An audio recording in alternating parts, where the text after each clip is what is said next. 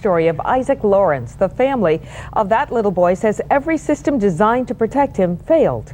A WHAS 11 News and I-Team investigation uncovers for the first time what really happened to Isaac and how it easily could have been prevented. Eric Zager joins us tonight with a story parents especially need for the young children, and they need to take note.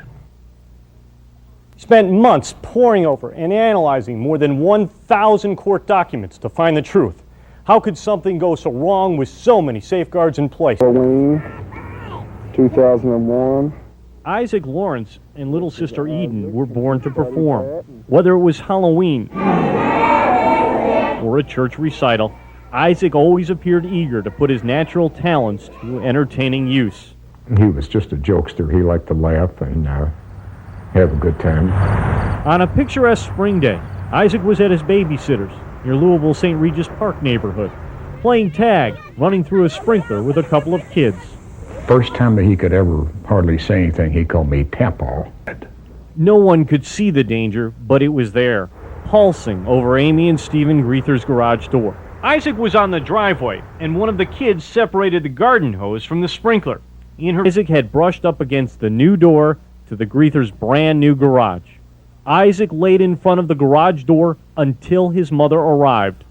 And when she touched him, the current went through her, and she realized what was happening. Isaac was big for 5 years old. His grandfather says he was as strong as an ox, but his wet body was no match for the strength of that electrical current.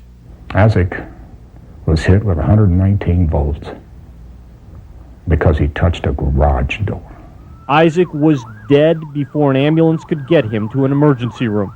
How in the world does a 5-year-old end up dead by touching a garage door? Through videotape depositions and other documents obtained by the WHAS 11 News I-Team, we've pieced together what the family's attorney calls a collective failure on the part of some electricians, a contractor, and a building inspector. In late 2001, the Greethers hired Raymond Young, owner of A&A, to build their garage. Young claims he hired out all the work, turning to Brackney Electric of Louisville to wire the garage. For a skilled electrician, it's a basic job, complicated only by the Greethers' request to turn the garage's exterior lights on and off from inside their home. We know from court documents that even before John Brackney's employees started the work, they violated city and state building codes by failing to obtain an electrical permit. When we wire a Jefferson County garage, there are times when we do not pull a permit. Why? It's technically we're supposed to, but there's just a general consensus among contractors that wire garages in Jefferson County that it is not required. With no electrical permit, there was only one way for city electrical inspectors to know the garage was wired. More on that in a moment. Ray Salee is one of 3 employees from Brackney that did the work.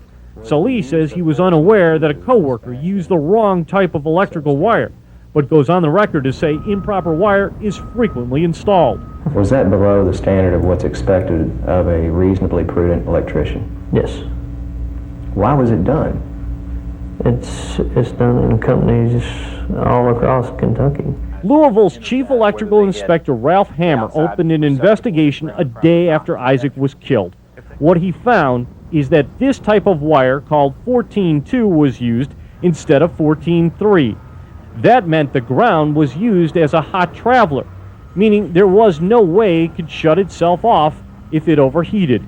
If they'd used the right conductor wire between the switch box at the house and the switch box in the house and the garage, this probably wouldn't have happened. As we said, there was no electrical permit, but a necessary building permit was obtained. Isaac's family believes if a city building inspector named Michael Schwartz performed his job correctly, Isaac would still be alive. Schwartz certified the garage as safe without notifying electrical inspectors that the Greethers' garage had electricity. Schwartz's boss admitted in this videotape deposition a mistake was made. Should have gave a referral yesterday. You ever talk to Mr. Schwartz about this? I asked him briefly, yes. What did he tell you?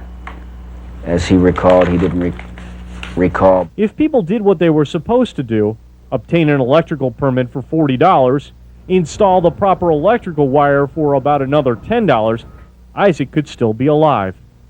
Camera, bye-bye.